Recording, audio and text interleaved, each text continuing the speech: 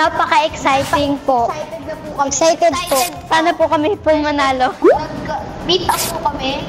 Yes? Nag-practice po kami ng cheer namin. Nag-isip po kami ng idea para sa cheering. At saka po nag-pray po kami. Pero okay lang po kung matalo po kami. At least po, fun. Nagkaroon po kami ng fun and nag-enjoy lang po kami. Gagalingan po namin, pero matalo o manalo, wala kami magagawa kung matalo. Pero kung manalo naman po, di naman po kasi yun sa tapang, di po sa ano po natin, ugali. Nasa galing po. Abangan niyo po kami sa Family Feud and abangan niyo po din yung mga movie namin. Movie po namin and mga teleseries po. We are youth! We